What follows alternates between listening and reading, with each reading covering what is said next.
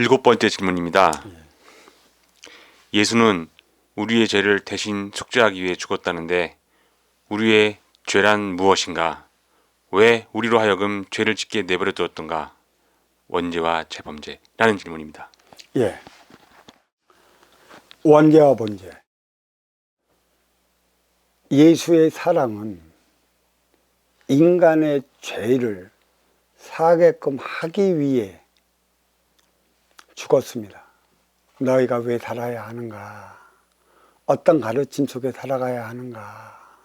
근데 그 시대는 육생살이 육생시대예요. 모든 육생량이 부족한 시대일 수밖에 없고, 또 예수의 그 가르침 속에 그 12제자의 그 논한 복음서를 보면 오병이어도 있고 5개의 그 고기로 2개의 떡으로 몇천 명이 먹을 수 있는 그런 기적도 일어났다. 과연 그럴까? 그게 그렇다면 어버이는 몇천 명이 있는데 왜 먹을 거를 그만큼 뺏기 안 주었을까? 그걸 표적으로 왜 생각을 못했을까?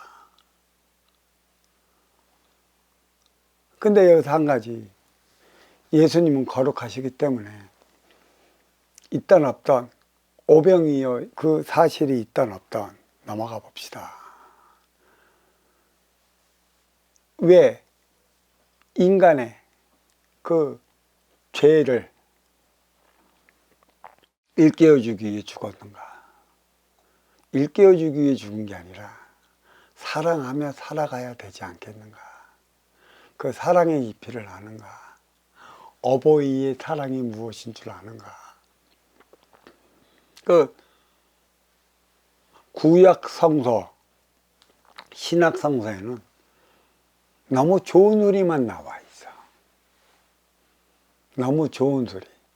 어버이만 찾으면 모든 걸 해결해 줄 것이라는 그러한 믿음만 2000년이 넘게끔 지금까지의 그 모든 교회에서는 그렇게 가르치고 있어. 그렇게 됐다면 인간의 삶이 오늘날에는 이렇게 황폐화되지 않고 기쁨으로 넘쳐 흘러야 되는데 싸움의 역사, 전쟁의 역사, 피해의 역사로 물들어 왔다라는 얘기예요. 아직까지 신에게 매달리는 결과만을 가져왔다라는 얘기예요. 12제자가 쓴 그 복음서를 깊이 한번 생각해 봅시다. 내가 지금 여기서 말하는 걸 하나를 받아 적는다고 해도 받아 적을 때는 내 생각이 들어가고 받침 하나 쓰냐 안 쓰나 띄어쓰기 하나 잘못되나 하느냐에 따라 떨어지는 게 무지 많아요. 이것을 깨우쳐주기 위해 도마복음이 있지 않습니까?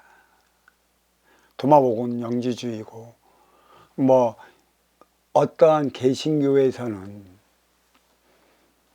그거를 있을 수도 없는 일이라고 하는데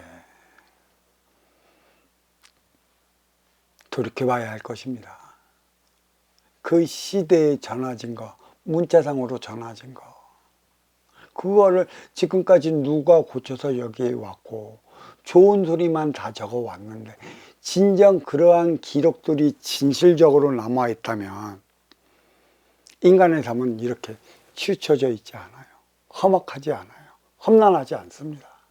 하나가 되어 살아가고 살아가면서 살아갈 텐데 2000년이 넘은 지금까지도 사랑 그 행위조차도 헤아리지 못하고 있지 않습니까?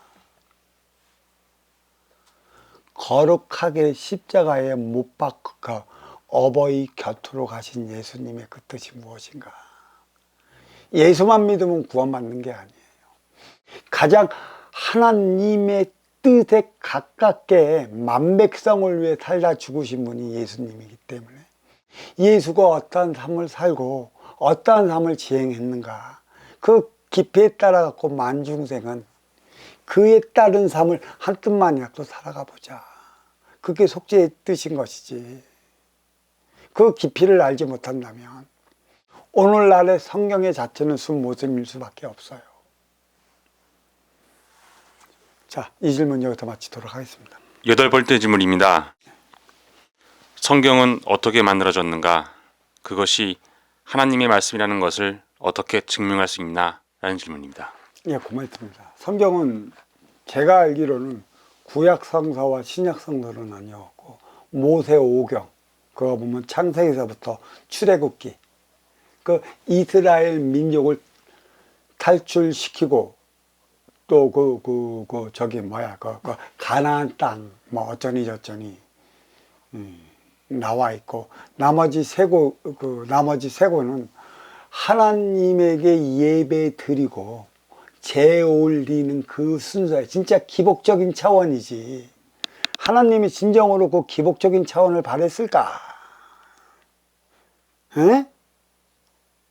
그거 갖고 좌지우지하고 멸로 몇 센치 짰고 멸로 몇 센치 잘랐고 어떻게 죄를 지내야 되고 어떻게 죄를 지내야 되고, 그래서 그게 하나님이 원하는 것일까? 아직도 이 기복이 산만한 구약에 빠져 있다라는 얘기죠. 그럼 모세가 썼다고 하더라고. 모세의 기적, 바닷물을 갈라놨다라는 거.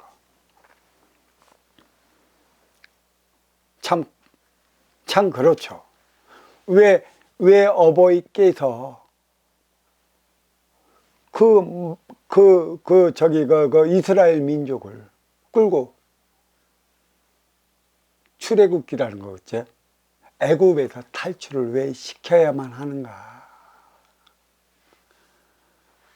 그리고 그 이후에 예수 탄생 이후에 나온 게 성경이라고 그런 것이고, 이 성경은 예수와 함께 하던 제자들이 직접 썼다.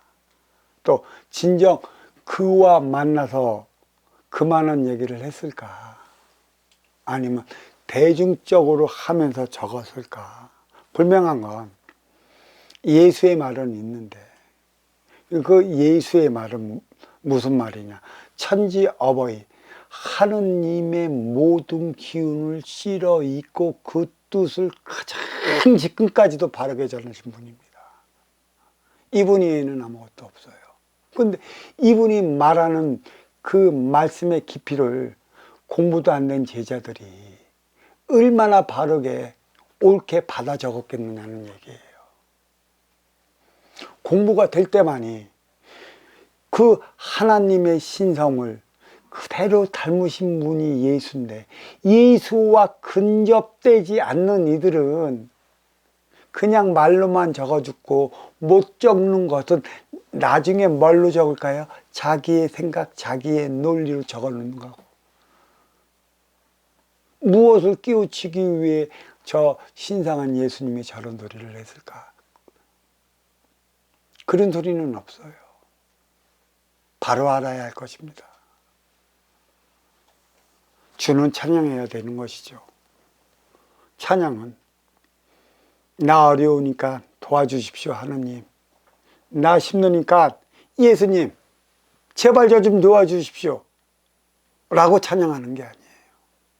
진정한 예수의 길은 무엇입니까? 어버이와 닮아가는 삶은 무엇입니까? 그 사랑을 하면 어떻게 해야 하는 것입니까?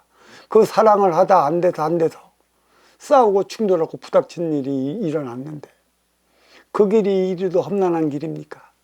그러면서 예수를 생각하면서 내 앞에 인연과 부닥치는 이유와 원인을 찾아갖고 나를 뒤돌아보면서 나를 키워나가야 하는 것이지, 그렇지 않으면 아무것도 없습니다. 진정한 경은 81자로 내려온 저 천부경이에요. 이 천부경만 해석만 할 수 있다면 인류의 질서를 잡아나갈 수 있다. 저마다 자기 도파에서 주어진 불경, 도경, 코란, 기타 등등의 경에 빠져 있기 때문에 그 위에 차원이 뭐가 있는지 여기에 발목 잡혀 있어 아무것도 못 봅니다.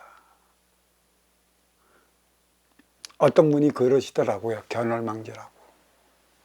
저 달을 가리키는데, 달을 가리키는 손을 쳐다보지 말고 달을 봐야 하는데 다들 손만을 쳐다본다고. 그게 결혼망지입니다.